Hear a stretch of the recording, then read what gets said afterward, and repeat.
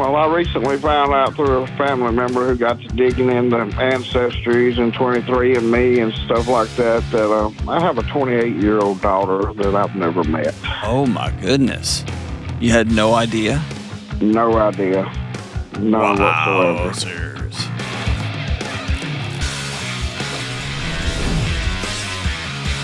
Yo, what's up? What's up? This is John with the Dr. John Delony Show, taking your calls on your relationships, your mental and emotional health. I'm so glad that you're here. Real people going through real challenges all over the globe. Let's roll out to Tuscaloosa, Alabama, and talk to Mark. What's up, Mark? Hello, Dr. John. How are you? I'm doing all right, my brother. How's things going? Just living a dream. What about you? Anytime somebody says they're living the dream, they're for 100% not living the dream. It's fantastic. You guys still struggling after the big, well, we won't talk about college football, but all right, so what's going on? Well, I recently found out through a family member who got to digging into ancestries and 23andMe and stuff like that, that I have a 28-year-old daughter that I've never met. Oh, my goodness. You had no idea? No idea. None whatsoever. Wowzers. And one of my family members has met her and talked to her, and she does not want to meet me at this moment, and maybe never will. And I was just wondering how, I might get through this if she doesn't, because, I really hate the thought of anybody in the world hating me, or not liking me. So yeah. It's kind of a struggle.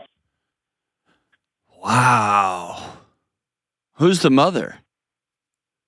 Just one of those 19, 20 year ago one night stand quick things, Huh. Man. So how old is this youngin'? 20 years old? 28. So it wasn't 19 or 20 years ago. It was 28 years ago? Yeah. I'm just. Oh, okay, gotcha. 29 years ago. Okay. Yeah. Do you have biological kids? Yes. Okay. What are you feeling right now? Well, my regular life, I feel pretty good. I have nothing to complain about that. But just the thought of somebody, thinking that I might be a bad person, and not want to have anything to do with me because something somebody else might have, said to them, So I wouldn't want to meet you if that's what your concern was. Okay. And here's what I mean by that. Because you would be needing me to make you feel better. Makes sense. If you told me I have a daughter and my heart just expanded. It did. I promise you it did. I want to meet this person. I want to look in her eyes. I want to see what she looks like. I want to know all about her life. I didn't expect this, and here we are, and I missed 30 years, and I got a lot of catching up to do. Then I would be all about that. Well, I do, because when I found out, I felt like there was a piece, something missing for years, and I felt it, but I didn't know what it was. And as soon as I found out, I promise you, I felt it. Have you reached out to her? No, I haven't. I don't know how to. Your family member won't give you the contact info? Not at the moment, no. Why? I don't know. That's stupid. But, I've done some digging and talked to other people. I do know where she's at, but I don't want to feel like, listen, bro. The stalkerish thing. You're her dad. Just reach out to somebody out of nowhere, hey, I'm your dad. Yes. Get away from me. Well, give her, at least give her the chance to say that. Okay, so you think I should do that? Are you kidding me? Yes.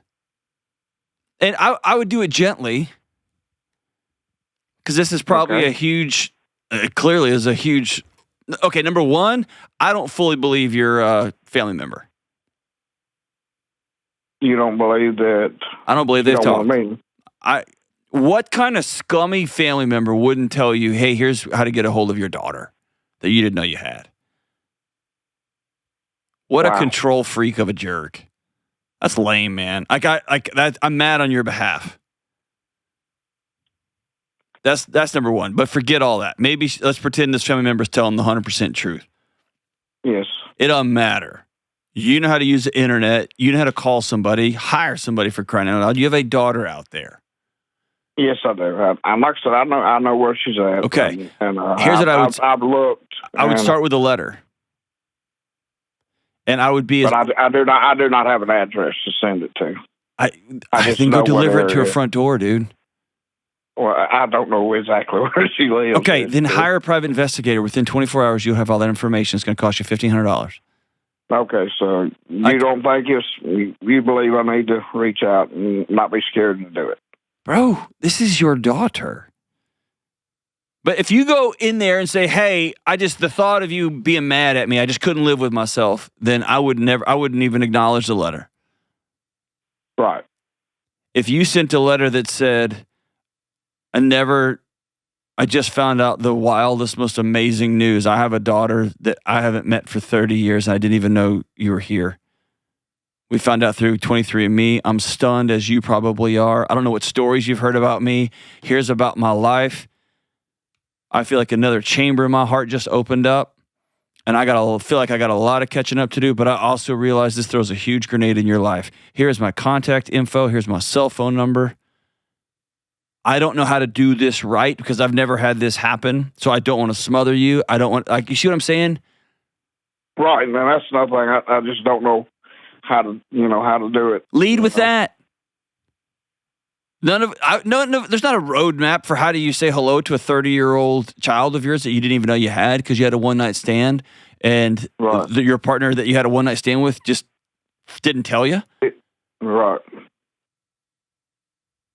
And I would put clear in the letter, not trying to CYA already, but put in the letter, I had zero knowledge that you were around. And I would even go, if you can go back to the date, I had a one-night stand. I know the date. I know where it happened. I'd put that in there. I had a one-night stand, and I've come to find out 30 years later that I've got a baby girl, and my front door is wide open. Okay. And I also realize you have your own life, and if you don't want to talk to me, I understand. I'll be heartbroken, but I want to honor and respect you. Well, that's what I needed to hear. I just needed a little push. Because, what are you nervous about, man? Man, I'm always nervous about everything. How come? Been that way my whole life. Are you nervous with your own kids?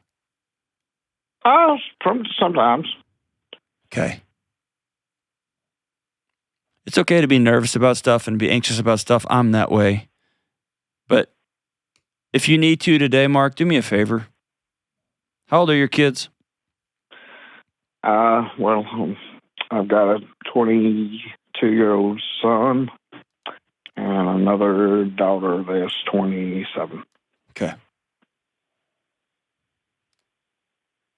Call them today and say, hey, your old man's nervous. And I'm kind of an anxious guy, but there's one thing I'm not anxious about, and that's how much I love you. Oh, I tell them all the time how much I love them. They have no doubt, how much I love them and my grandkids. And do they know about this other person? Yes, they do know. What'd they say? They're tickled. Yeah. They didn't say, dang, Dad, getting around back in the day. Well, that's what my wife said. Yeah, I'm just telling you, man. Go storm the gates for your daughter. Well, that's what I needed to hear. Thank you. Yeah, you betcha. Hey, will you do me a favor? If she reaches back out, will you holler and let us know? I sure will. Thank you. Let us know how it ends. And if you're on the other end out here somewhere and somebody knocks on your door, sends you a letter and says, I don't know how to tell you this, but I'm your sibling. I'm your dad. That blows up your life, I know, but consider reaching back out. This world needs more coming back together than it does anymore blowing up things and moving further apart. When we come back, we're going to hear from a woman who's wondering if she's in a relationship that's real or if if it's just a booty call. I've been on board with the benefits of red light therapy for a long time, and that's why I'm super jazzed to tell you about Bon Charge. Our lives are lived almost entirely inside, under the crazy glow of fluorescent lights and in front of little screens and medium-sized screens and big screens. All this stuff affects our mood, our sleep, our anxiety, and the studies show it. And this is why I love Bon Charge. Bon Charge is a world leader in red light therapy and EMF blocking gear. I use their red light therapies every single day. Red light therapy can help boost your mood, reduce stress, and help with sleep. I use my red light therapy panels, the infrared sauna blanket, my EMF mat. I use all of it. And listen, if your skin looks tired, check out Bon Charge's red light mask for skin recovery, collagen production, and improved blood flow. I got the mask and I'm looking beautiful. Just wear it 10 minutes a few times a week for fresher skin easily. No creams, no appointments. It's lightweight and it's cordless. Go to boncharge.com/Delony and use coupon code Delony to save 15%. That's BONCHARGE, boncharge.com/Delony and use coupon code Delony to save 15%. All right, let's talk about digital privacy and Delete Me. Does anyone else feel like your digital footprint is starting to feel like a digital trail leading right back to you? Now, scammers are using phishing attacks, that's phishing with a PH, where they're trying to trick you into giving them something by pretending to know you and be looking out for you. You get an email, a text, or a phone call, and the person or AI bot on the other end sounds like someone who's looking out for you and wants to be your friend. Listen, with the new technological advancements, no one is really safe. What is any of us to do? Start controlling what you can. Listen, you can learn about how to be careful online and offline and sign up with Delete Me. I use and recommend Delete Me because they work in the background to reduce my online presence. This way, I don't have to worry about creepy data brokers buying and selling my data to try to trick me to give them more and more of my personal information. Delete Me has reviewed over tens of thousands of sites for me, and they've removed my data from hundreds of them, which has saved me countless hours and a ton of stress. Stop the phishing attacks, the harassment, and the other online threats before they start, and take control of your digital privacy with Delete Me. Go to joindeleteme.com/Delony today for 20% off the annual plan, and that comes out to less than $9 a month. That's joindeleteme.com/Delony. Coeur d'Alene. Let's talk to Lee. What's up, Lee? Hey, John. I'm super, super excited to be talking to you. I'm excited to talk to you. What's going on? Well, before I get to the question, I do want to put a shout out there. You've been walking with me for the last 2 years as I navigated a divorce after 27 years, and my sister turned me on to your show. So I just want to say thank you. Thanks for being with us. Sorry about your divorce. Well, I'm a better me now. So awesome. But I especially wanted to let your listeners know, when you talk about treating it like a business transaction and when you talk about not talking bad about your ex to your kids, you're 100% accurate. And so on this side of things, having done it that way, I don't have any messes to clean up. I have a great relationship with my kids. I've lost 80 pounds, and I'm in some of the best physical and mental well-being of my life at almost 50 years old as of yesterday. So. Lee, you're a gangster, dude.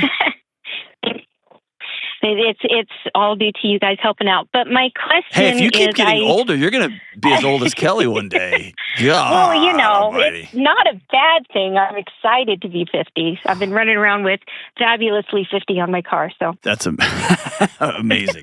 All right, so how can I help? What's up? Well, I kind of dipped my toe into the dating pool about 6 months ago using an app, which was good and bad. And it was an incredible 6 months, and I feel like I wouldn't trade it for the world. I grew a lot, but I found that when we had our times together, we shared weekends together. It was incredible. It was peaceful. There was great conversation, all of that. But then the in-between times, he would go completely silent. And I know you talk a lot about behavior being a language, and it just got to the place where after 30 days of not hearing at all from him, I decided to call it. And that was very hard. And I'm about a week out grieving all of that. But I just am struggling with, at a woman at my age, I feel great where I am in my own life, but I want to share life with someone, and it's not easy to know how to do that. Yeah. So wait a minute, Lee. You said you dipped your toe in it. It sounded like you went all into it. It was pretty great. Okay, so what was it like being with somebody new after being with somebody for 27 years? Well, totally different than what I was used to. Mm-hmm. He smelled so good, and I know that sounds weird, but he did. I wish I was married to a car guy. And so he's totally different personality. He's very calm and secure in his life. He was 12 years older than me, which was also kind of weird. But so is he's still married?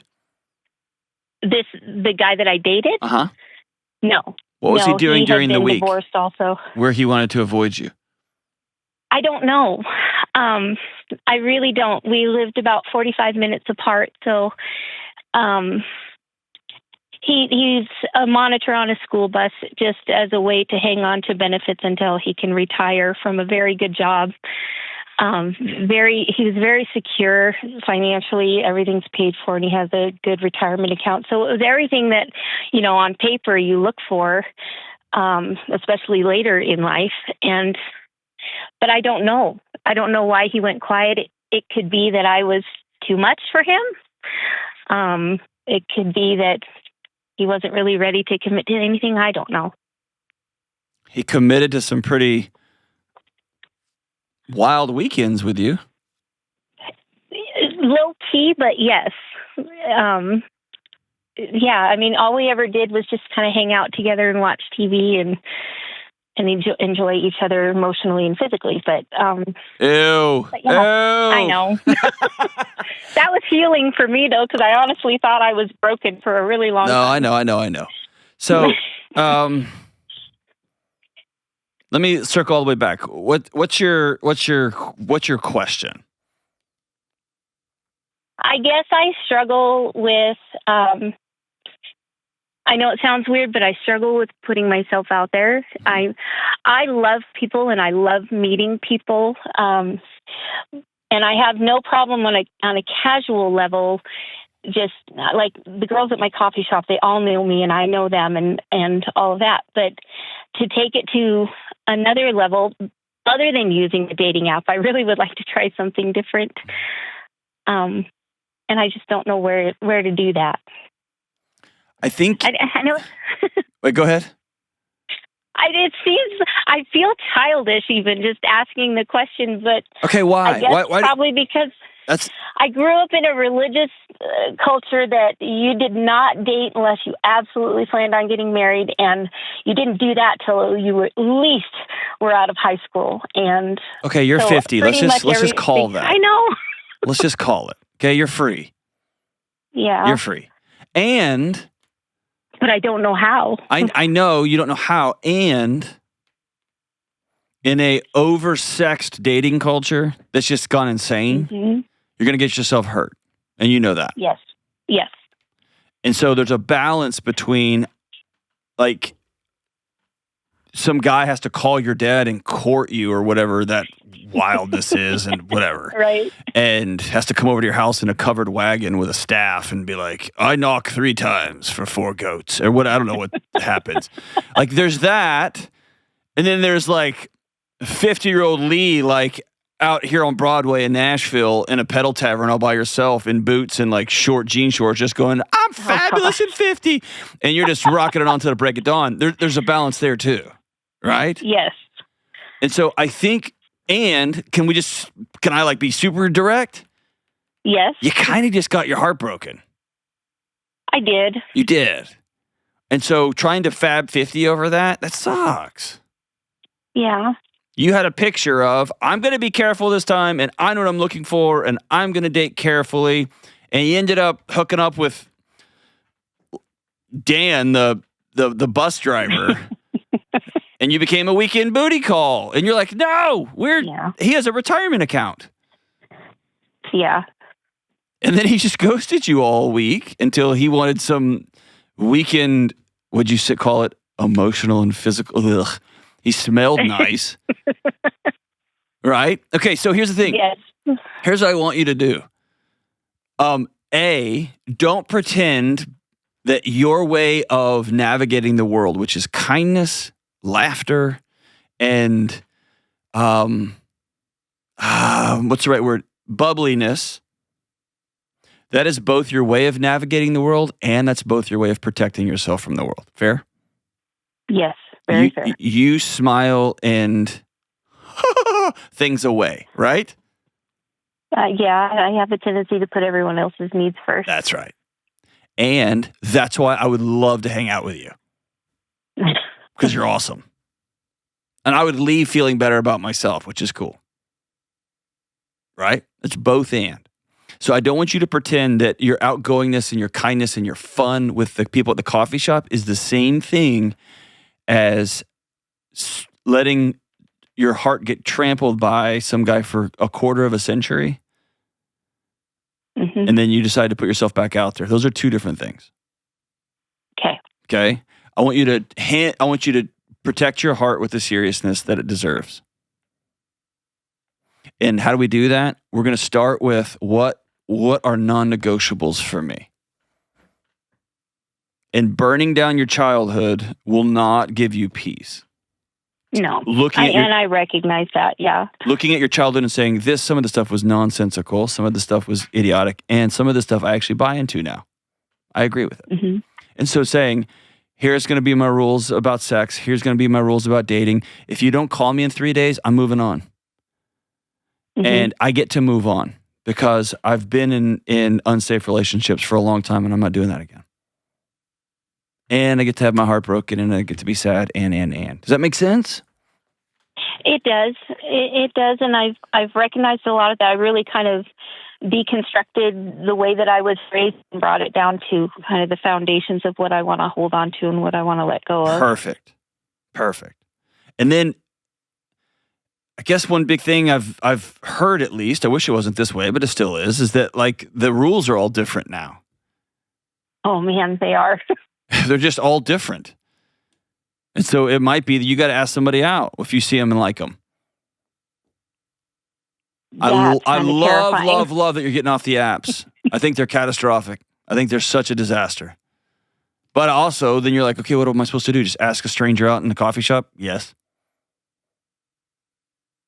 Or where do you work? Do you work, Lee? I do. I've been a massage therapist for the last 16 years. Okay, don't ask anybody out at work at all. No. It's unethical. Now I'm the director of education for a massage school. So. Okay. So is there a possibility to meet somebody at work? No. Not at all? Not at this school. Okay, no. Not at this school. You answered that quickly, so I trust you. It's putting yourself in positions, whether it's at a local church, whether it's at the YMCA, whether it's at your local coffee shop, whether it's at your office, at places where you can meet people and you can have joint interest and you can say, hey, let's go get coffee. And I've been looking at things like cooking classes and different things that I think would be a lot of fun. I'm a little limited in my area. It's a pretty small town. So go do it all. Yeah. And don't do it for Lee. Don't do it for some perceived ROI. Yeah. The greatest dating advice I'm hearing on the streets these days is don't hit the streets looking for the right person. Hit the streets to make yourself the absolute best version of yourself possible. Otherwise, you end up squashing, you end up selling out, you end up compromising in ways that you don't like. You end up trying to become something you're not because your end goal is try to catch somebody. Yeah. The other side of that is knowing, dude, I am lovable as I am. I am marryable and I'm going to make myself the best version of myself. What does that mean? I always want to take cooking classes. I'm going. I always want to take karate classes. I'm going. I'm going to start volunteering at the library and reading to little kids because I love watching them laugh. You see what I'm saying? And it's going to feel like there's not an ROI on that. And when you're in those environments and you see somebody and y'all double take each other, one of you has to have the courage to say, hey, I think you're handsome. Will you go get coffee with me? Oh, that's a little daunting. Of course it is. Of course it is. It cannot be more daunting than making out with a bus driver. Well, Dude, I used to drive a bus, so I'm just joking, but that wasn't his profession. I know, I'm just playing. I used to drive a bus for extra money. I have high respect for bus drivers. But here's the thing. 100% of your next steps are going to be awkward and they're going to be full of risk, period. Yeah. All of them. And so do you want to risk this? What I'm about to say is going to sound harsh, okay? And I know that. Mm-hmm. I'm kind of being provocative, but do you want to risk being 70 and alone with a story that I just didn't want to be awkward? Or do you want to take a shot at having some adventures with the cooking class and starting a lawn mowing business? And I'm just making stuff up, but I don't know. It'd be hilarious to be the massage and lawns or whatever. I don't know. But do you want to get out there and live this wild, fun life because you only get one shot? And I'm going to put myself out there. I'm going to ask you out. And I'd rather be 70, be like, dude, I asked out everybody, and they all said no. I hate men. Then I would join you in that. But my belief is, if you're putting yourself in these situations at 50, you don't have any kids, you can go do stuff on weekends, you can go have some fun, you can go have these amazing things, amazing life-giving moments. That's where you're going to make eye contact with somebody, and that's when one of you has to have the courage. And at this point, it's probably going to be you. Yeah. I wish that wasn't the case, but I think that's going to be the way it is. Well, and I want that. I want to be able to grow that way. I've spent the last 2 years really exploring my own boundaries in living, I guess you could say. Mm-hmm. Absolutely. And enjoyed broadening my horizons and everything. That one still makes me pretty nervous. Yes. Let that there would be something weird with you if you weren't nervous. I'm nervous for you. I'm cheering for you so hard. But I'm nervous too. Oh gosh, I hope she doesn't ask somebody out and he's mean to her. I'm nervous for you too. Yeah. But what are you more nervous about? It's just choose your heart. It's really hard to be 50 and want to have a companion just ride or die and to not have one. That's really hard. And it's really hard to go take a cooking class by yourself and sign up for hot yoga by yourself and to see somebody and say, hey, would you like to go get a drink? That's hard too. Both of those paths are hard. The question is, which heart are you going to choose? Yeah. And the hardest of all of these things is really saying, this is who I want to be in my back half of my life, values-wise, and I'm not going to budge from these. And then here's some of my beliefs, and I would love to have them challenged by somebody new and exciting. Mm-hmm. That makes sense? It does. Can I tell you, I'm rooting for you so much. Thank you. Oh my gosh, Lee, I'm rooting for you. You have to call us. You have to call us when you get some magic date. Oh, I can't wait. I'm excited for you. But write down those things that you believe and those things that you value. Sign up for a few cool things, a couple of cool classes. And by the way, take a wood shop class. I don't know. Or pottery. Remember Ghost? Kelly is always singing that song. Oh, my... We're like, Kelly, we get it. Actually, you've never sang that song. No. But she does walk around and be like, you guys want to make pottery together? Oh, my gosh. Lee, you're my hero, dude. I love you. All right, next, we hear from a man who received a letter from his mom after 2.5 years of them not talking. We'll be right back. Hey, it's Delony for Organifi. I talk to people every day who feel overwhelmed, and I don't just mean emotionally. They're physically and mentally spent. They're worn out. They're anxious. They're not sleeping well. They feel that foggy, disconnected sense all the time.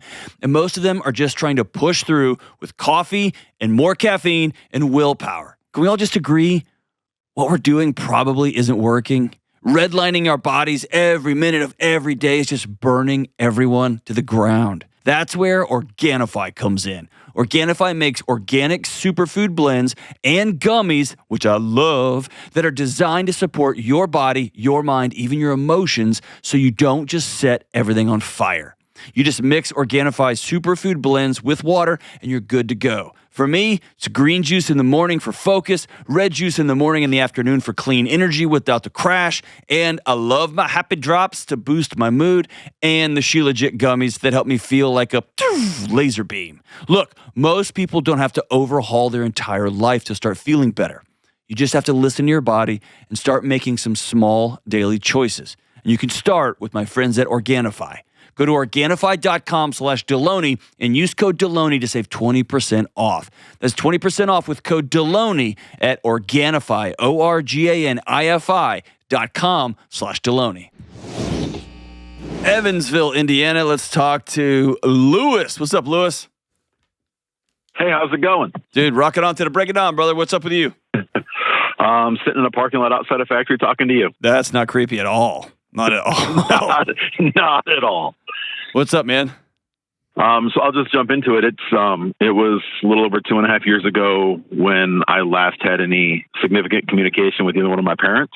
And it was about 3-4 weeks ago now that I got a letter kind of out of the blue from my mom just saying, hey, what have I done? I want to talk to you. And is it okay if I reach out and talk to your daughter? So it's her granddaughter nobody in the family's had any communication with my parents for, like I said, 2.5 years. What happened? It was a long time coming. So I was one of the guys that makes you mad, when he doesn't stand up to his parents and just kind of like going along, trying to keep everybody happy, letting my wife take the brunt of it. That was me for the first, and I've been married now for a little over 20 years. Oh, so she beat up your wife a lot, was never approving. Oh yeah, it was, right before we even got married, she made the statement, one of these days, your wife's going to come between us. And it was just, it was bad. But my mom, on the other hand, said, hey, if y'all ever break up, she's moving in with us. You're on your own. So yeah, very, very good. Dang, dude. Wow. Okay. So what was the big event? Something happened 2.5 years ago that you just said, we're done. Yeah, it finally came to a head. So my parents live about 13 hours from us. They'd come down to visit, because they do that every once in a while. So they came down to visit, and then they came to a show. My wife and my mom, at that point in time, had almost no communication. My wife would cordial saying hi, and that was about it, because she was sick and tired of being ripped apart. And we were trying to just get along for the sake of, I don't even know what at this point. But they came down, watched a show, then went to an archery tournament with that my daughter was shooting in. My wife and son were sitting in the bleachers, and my mom was cheering for my daughter. Well, the way they shoot archery in this particular event is quiet. So my son just looked over and said, hey, Nana, we don't cheer. It needs to be quiet while they're shooting. So my mom thought my wife put my son up to saying something, and she got mad. And she pouted and sulked and just made everything really awkward. Then the next day we had a soccer game my son was in, and my mom sat on the sidelines crocheting and knitting for the entire game. Didn't even look up once. Game was over. They were getting ready to leave. And my son came off the field, and he came off crying. And I'm like, what's wrong? And he said, Nana didn't even pay attention. She doesn't even care. And it was building that my mom played favorites. My daughter was the favorite. And since my son was on the spectrum, she couldn't communicate with him comfortably. So she just kind of didn't.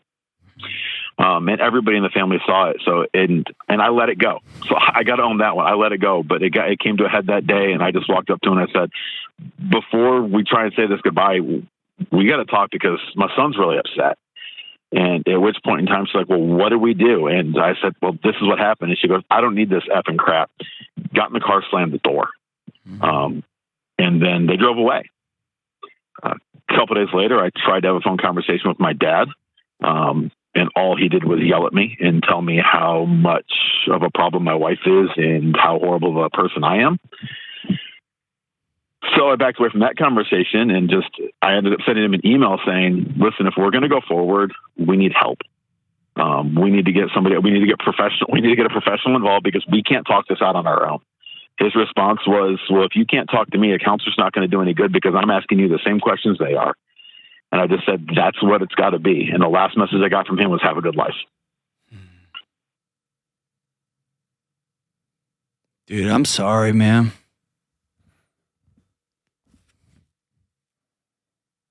I mean, on a positive note, the past 2.5 years, they've been amazing, huh? Absolutely freaking amazing. Yeah. I mean, I've been in therapy for 1.5 years, and my wife and I mean, we're finally building our marriage because her parents aren't any better. Mm-hmm. We haven't had any communication with them in close to a decade after my father-in-law threatened to kill me. So it's just us on an island. And, but can we all just call out it's not supposed to be like that? Yeah. I didn't realize it until recently. Yeah. And can we also be honest, just son to son and a guy to guy? God almighty, it'd be awesome if your dad picked up the phone and just said, hey, I see that you're raising an amazing daughter and special needs son. I'm really freaking proud of you.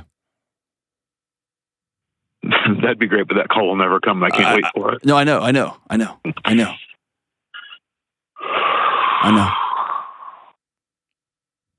But it's both and, right? Yeah. Like it hasn't been a great couple of years. It's been a drama-free couple of years, which it right now feels great. I would agree with that. I hate this for you, dude. So what did your mom's letter say? It just said, hey, I've been going through feeling like I've lost my son. She did. Yeah, well, absolutely. She did, 100%. But she also wanted to say, I don't know what happened. I don't know what we've done. I've tried to ask your dad and he won't talk about it. I would forward the email that he sent back. Okay. Let me say two things. One, you do not have to have a conversation. And that's what I've been even debating on. I have a rule in my life that I only have conversations like this with people who can hear them. And I only speak to when I can be heard. I don't speak to just have spoken. That's why, like when events happen in the world, I don't comment on this show very much because people can't hear it. They don't want to hear an opposing side, or they just want to mine what you just said for, are you on my team? Do you hate the right people? That's why I avoid it all.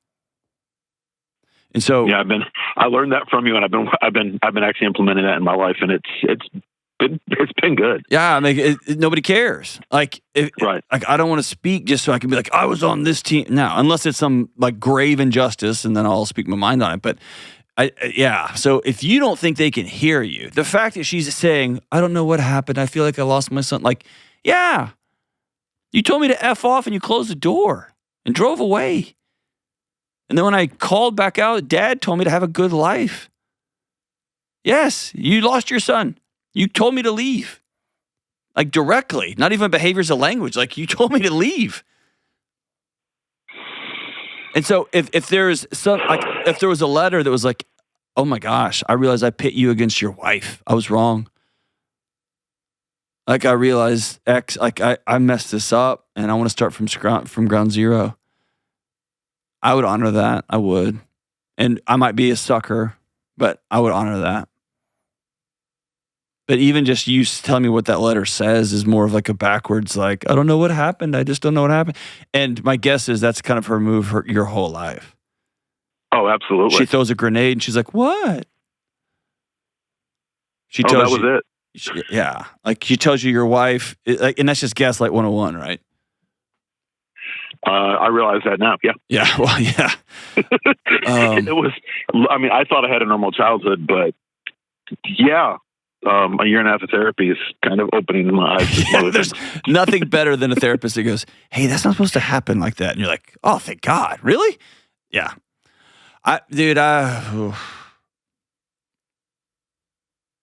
It's your call. Based on that letter, I'm not super optimistic. If you want, neither was I. Because the thing is, it didn't say anything about my wife or my son. It literally was, I feel like I've lost my son, and can I talk to my granddaughter? Yeah. Same old. I talked to my daughter about it, and she's like, she's gonna have to like apologize to everybody before I'm interested in talking to her. How old is your daughter? My kids want nothing to do her. My daughter's 19. Okay, so she's old enough. Yeah, she gets it. She's 19. My son's 16. Yeah, and I bet she's a fierce defender of him too, isn't she? Yeah. Yeah, you don't mess with her brother. Dude, I gotta tell you, one of my favorite people on the planet is older siblings or younger siblings with a special need, brothers or sisters, that are just walking around with a knife saying, I dare you. I dare you. Dude, I love that. Good for her, man. Like, hey, yeah, grandma, if you want to be my friend, you're gonna have to say sorry to my brother. That's awesome. And it's not helpful and it's not respectful, but it's awesome. You get the difference. Absolutely. Here's the thing I want you to be wary of, and I can't tell you what to do. I can tell you in this situation, I probably would not reach back out because it's the same old. And even that hint of, I feel like I've lost my own kid is making it your fault. And I don't know what I did. It's always been my fault. Yeah, exactly. And so the thing I just want you to be weary of is no matter how much healing you do, the fantasy of that phone call coming is always going to be there. There will always be a seat at your table for one of those demons saying, but maybe this is the call. And it's simply not going to come. And if you've listened to this show for more than 5 minutes, you know I believe in redemption and people changing more than anybody else. That call is not going to come. Yeah. And so the fantasy, you want it to be an olive branch so bad. And let's be honest, dude, nobody likes the thought of their mom just hanging out to dry, sitting at home. Of course she misses her son, and I feel bad about that. But it's not your job to circle back and become a Xanax for her. You've been making her feel okay for your whole life. It's just not your job. It's her job. Yeah. I don't know, man. That's the best I can give you, man. I'll support you whatever you want to do. I think this the fair and honest and right thing, both for your wife, for your daughter and your son, and then for your parents. And nobody's going to take my decision to treat people with dignity and respect, even if they don't respect me back. Is if you do reach back out, with that communication comes a roadmap. Here's what must be true for us to have a relationship. And if you want to take these steps, my front door is open. And if you don't, then you're choosing with your actions, with your behavior, to not be in a relationship with us. And that's what that's going to be. Golly, it breaks my heart. I'm so sick of families breaking up. It just breaks my heart, man. When we come back, I'll answer one of your money and marriage questions. We'll be right back. Father's Day is coming, and no one wants another tie. If you're thinking of giving your dad or the dad in your life some gear that will change his life for the better, let me tell you about Cozy Earth. Cozy Earth has changed my life. I can't wait to get into bed because they make amazing sheets and bedding. And I can't wait to get in and out of the shower because they make the greatest towels and bath linens ever in the history of the planet. They're the size of a comforter and they stay soft even when you wash them with the wrong towels. And I didn't even know that was a thing until my wife told me, but I did it. And the Cozy Earth towels survived. And I've come to love my Cozy Earth sweat joggers, tees, and lounge gear. They are soft and breathable and durable. And my teenage son has started stealing my shirts and hoodies. They are that comfortable. Make this a Father's Day to remember. No more ties and no more white button-up dress shirts. This year, Give the dad or father in your life the gift of comfort with Cozy Earth. Go to cozyearth.com/Delony and use code Delony to get 40% off. That's cozyearth.com/Delony with code Delony. All right, hey friends, listen, big announcement. Me and Rachel Cruz and I, that's the way to say that. Rachel Cruz and I are hosting another Money and Marriage getaway over Valentine's Day weekend 2026. All new stuff. In fact, we were just talking through it the other day, and it's going to be off the rails. It's a weekend here in Nashville. It's 2.5 days. You pack up, you get some babysitters, and you fly across the country, you drive, and you spend a whole weekend with me, Rachel Cruz, some special guests, some fun friends of ours, some neighbors, some musicians and comedians, and whoever shows up here. And when you're in Nashville, you never know who's going to pop in here. The past Valentine's getaway sold out completely. Every time we add a new date, this thing sells out. It's going to be February 12th through the 24th, 2026. And I know it's opened this thing really early. It's like, dude, that's like pretty much next year. We know that, but it just sells out so fast. And so if you got birthdays coming up, if you've got summer vacation stuff and you're not going to be able to go and you just want to buy tickets, or if you already want to get Christmas presents early, February 12th through the 14th, put on your calendar 2026. Early bird tickets are $749. Prices will go up, so get your tickets now. 2.5 days in Nashville, Tennessee. It's just so great. It's so fun, man. All right. Here's the Money and Marriage question. At Money and Marriage, one of the cool things is you get access to me and Rachel, tons and tons of Q&As so that you leave with your questions answered. And we have some anonymous boxes in case the question you want to ask is pretty tough. Although some people ask us some pretty direct questions just live. Have you heard some of the questions people ask? Just stand up there and ask.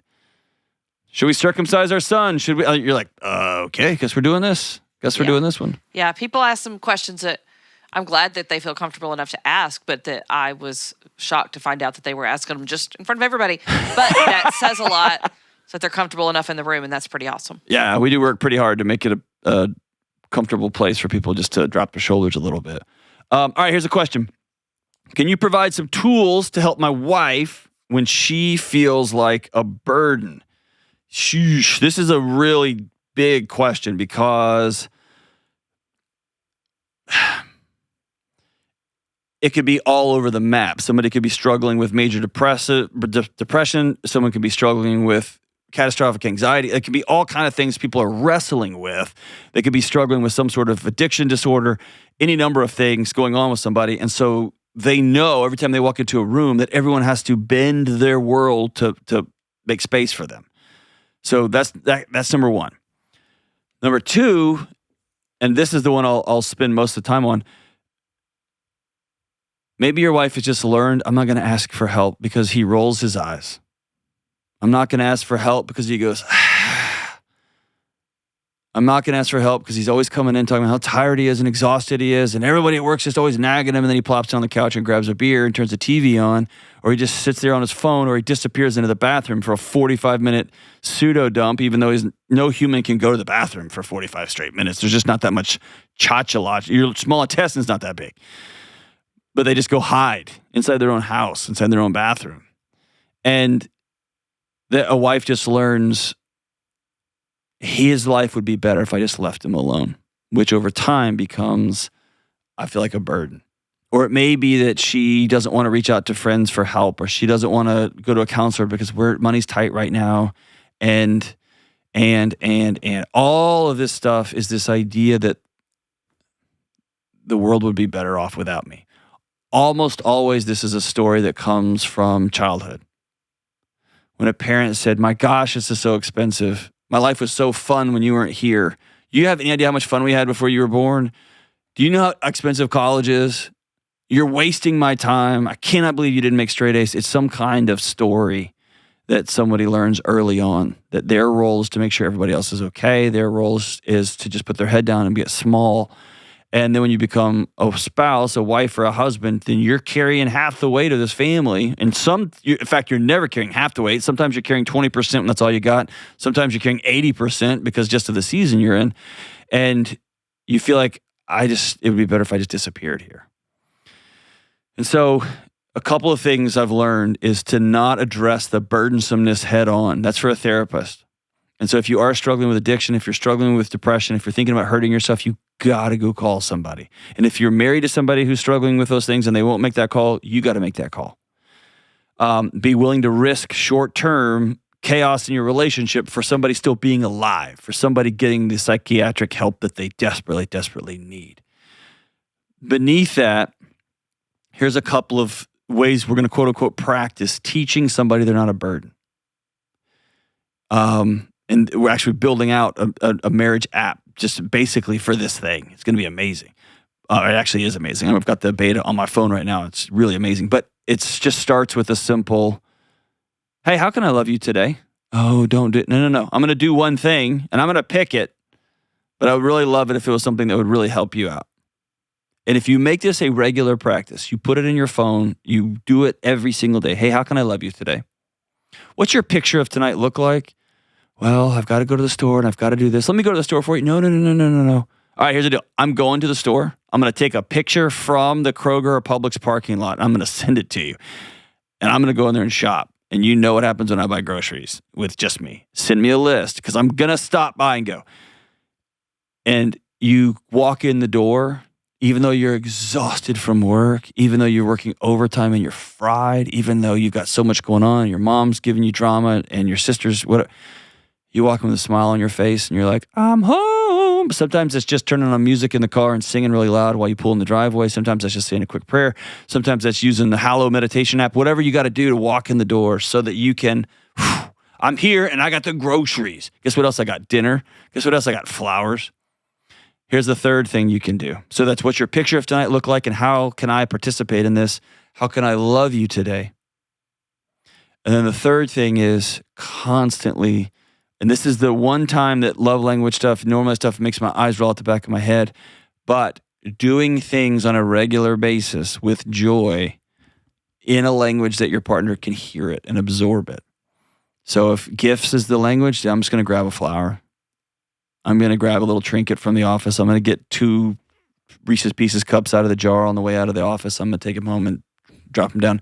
I'm going to constantly do these little drips of, I see you, and I love you, and I see you, and I love you. And then the last one, a fourth one is SOS, skin-on-skin contact. Hey, honey, can I have a 30-second hug before we go to work? Your nervous system calms my nervous system. Hey, honey, will you put your hands on my face? And just look at me for a second. It makes all the trouble in the world go away. What you're doing is you're asking somebody to borrow a little piece of themselves for you. And over time, the story, the narrative of I'm a burden, they would be better off without me, it withers away. Because in real time, they're seeing their husband get 30 seconds of just a hug and his shoulders drop and his whole body kind of goes. And so you can't say, the world would be better if I wasn't around, because it's not. I feel how I'm bringing him peace in the world. So that's a few things. If your wife feels like a burden, the first place I would go is to the mirror. How am I contributing to this? And if you're like, dude, I'm not. Cool, then maybe we need to get some professional help. Maybe you need to say, hey, would you come to a marriage counselor with me? I want to be the best husband I can be. You're amazing, and I want to match this, and I'm just out of skills. And I'd love to be really good at this. And ask them to come along with you. So that's a couple of things you could try there. There's so much underneath the question. Somebody feels like a burden, and it can be borderline or fully, suicidal, or it could just be, I don't like talking to you because you're annoying. And there's a big spectrum there. So hopefully some of those tools helped. Thanks for loving your partner well. Peace.